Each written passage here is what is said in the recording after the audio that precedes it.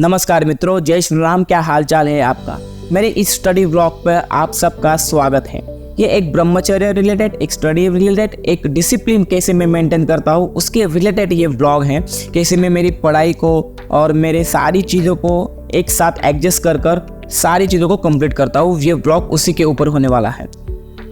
आपने एक चीज़ नोटिस की होगी कि 5 मार्च से हमारे यूट्यूब चैनल पर कोई भी वीडियो नहीं आया और डायरेक्ट 5 मार्च के बाद आज 23 मार्च को, मतलब आज होली को, हम वीडियो शूट कर रहे हैं, हमारा व्लॉग शूट कर रहे हैं। ये इसलिए था दोस्तों क्योंकि हमारा जो यूट्यूब चैनल है वो हैक हो चुका था। अब ये किसने किया, क्यों किया, किसी को कुछ भी नहीं पता। अभी 2 वीक्स के बाद हमारे पास हमारा यूट्यूब चैनल का एक्सेस आ चुका है और अभी मैं आपको सिखाने वाला हूँ कि कैसे हम हमारे ब्रेन लेवल को इंक्रीज कर सके, हमारे ब्रेन कैपेसिटी को इंक्रीज कर सके, कंज्यूमशन पावर, एक्वायरिंग नॉलेज कैसे हम उसको बढ़ा सकते हैं। ये मैं डेली बेसिस पे एक वीडियो अपलोड करूंगा एक किसी भी पर्टिकुलर ब्लॉग में। वही आप लोगों को भी फॉलो करना है जिससे आपके अंदर भी एक डिसिप्लिन मेंटेन रहेगा। मैंने काफ़ी सारी चीज़ें आपके लिए, हमारी यूट्यूब फैमिली के लिए सोच के रखी है, जिससे आप सब आम आदमी से एक इंटेलेक्चुअल पीपल तक, मतलब जो जीनियस होते हैं, वहाँ तक पहुँच सकूँ। तो हमारी दिनचर्या की शुरुआत होती है डायरी से। डायरी लिखने के बाद ही हम पढ़ाई करते हैं। हम रोज़ डायरी लिखते हैं। एक भी दिन ऐसा नहीं होगा जिस दिन मैंने डायरी का एक पन्ना लिखा नहीं होगा। रोज़ हम डायरी लिखते हैं। डायरी में मुझे पूछा गया था कि एक दोस्त ने मुझे पूछा था, यह सवाल पूछा था कि आप आपकी डायरी में कौन से अफर्मेशंस लिखते हैं, कृपया करके वो हमें भी बताएं। देखो, मैं कुछ एग्जांपल आपको देता हूँ कि आपको आपकी खुद के सेल्फ के लिए क्या क्या लिखना है। जैसे आपको लिखना है कि आज का दिन एक खूबसूरत दिन है, आज का दिन मेरे लिए बहुत खास और बेहतर दिन है, आज मैं जिंदा हूँ, स्वस्थ हूँ, खुश हूँ और मेरा मन पॉजिटिव एनर्जी से भरा हुआ है। मेरी अंदर जाती हुई हर सांस नई ऊर्जा और सकारात्मक विचार को भरती जा रही है और बाहर आती हुई सांस मेरे अंदर से हर नकारात्मक विचार को निकालती जा रही है। मेरा ध्यान सिर्फ और सिर्फ मेरे लक्ष्य पे केंद्रित है। ऐसे ही आपको पॉजिटिव अफर्मेशन आपकी डायरी में लिखना है, जिससे आपकी लाइफ में आप देखोगे कि बहुत ही ज़्यादा चेंजेस आने लगेंगे।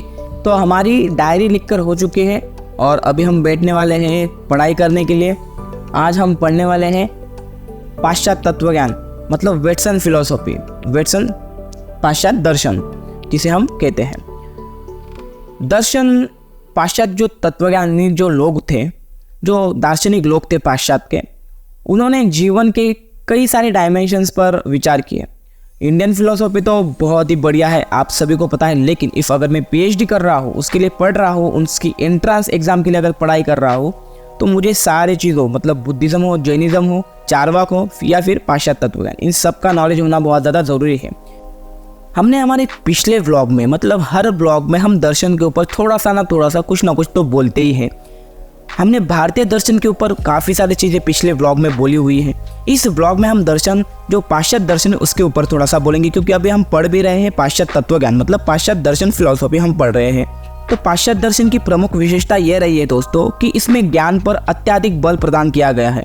बल तत्व के साक्षात्कार के साथ ही तत्व की अनुभूति प्राप्त करने पर भी रहा है। इसलिए भारतीय दार्शनिक कभी कभी एक तपस्वी खोजी या साधक के रूप में दिखाई देता है, परंतु जो पाश्चात्य तत्वज्ञानी है वो अलग हमें दिखाई पड़ते हैं। पाश्चात्य दर्शन सैद्धांतिक है। पाश्चात्य दर्शन का आरंभ आश्चर्य और उत्सुकता से हुआ था दोस्तों। वहाँ का दार्शनिक अपनी जिज्ञासा को शांत करने के उद्देश्य से विश्व, ईश्वर और आत्मा के संबंध में सोचने के लिए प्रेरित हुआ था, ना कि उन्हें किसी ने प्रेरित किया था। भारत में दर्शन एक साधन के रूप में दिखाई पड़ता है जिसके द्वारा मोक्ष अनुभूति होती है। इस विवेचन में स्पष्ट हो जाता है कि पश्चिम में दर्शन को साध्य एंड इन इटसेल्फ माना जाता है, जबकि भारत में इसे साधन मात्र माना गया है। पश्चिम दर्शन को वैज्ञानिक कहा जाता है क्योंकि वहाँ के अधिकांश दार्शनिकों ने वैज्ञानिक पद्धति को अपनाया है। पश्चिम दर्शन में विज्ञान की प्रधानता रहने के कारण दर्शन और धर्म का संबंध विरोधात्मक माना जाता है, मतलब वो दोनों में समानताएं नहीं दिखती है। पाश्चात्य दर्शन में धर्म की उपेक्षा की गई है।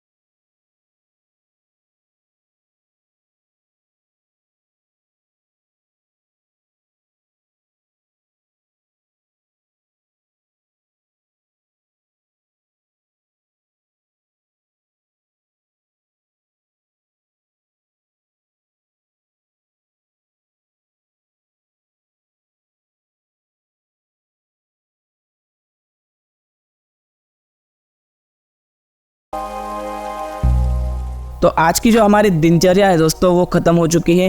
अभी 6 बज चुके हैं। 6 बजे के बाद हम साधना करेंगे और ऑफकोर्स रात को भी हम थोड़ा स्टडी करते हैं, परंतु आज हम ये ब्लॉग 6 बजे तक ही रखने वाले हैं। साधना का हम एक स्पेशल ब्लॉग लाने वाले हैं आपके लिए, और आपको भी काफ़ी सारी चीज़ें आपको सिखानी है। आपको डिसिप्लिन लाइफ में लाना होगा, क्योंकि उसकी वजह से ही आपको सक्सेस मिलने वाली है दोस्तों। ये व्लॉग मैं ख़त्म करूँ उससे पहले मैं कुछ आपको चीज़ें बताना चाहूँगा।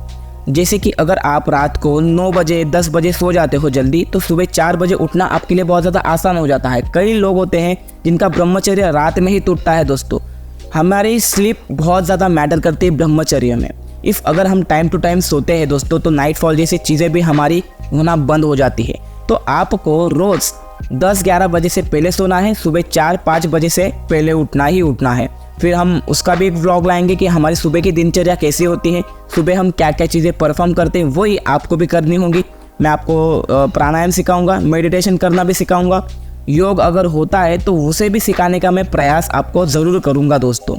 तो ये व्लॉग में हमारा इतना ही रहने वाला है। अगर हमारा व्लॉग आपको पसंद आता है तो मेरे चैनल को सब्सक्राइब कर इस वीडियो को जितना हो सके उतना सारे लोगों के साथ शेयर करें, क्योंकि उनकी लाइफ में भी चेंजेस आ सके।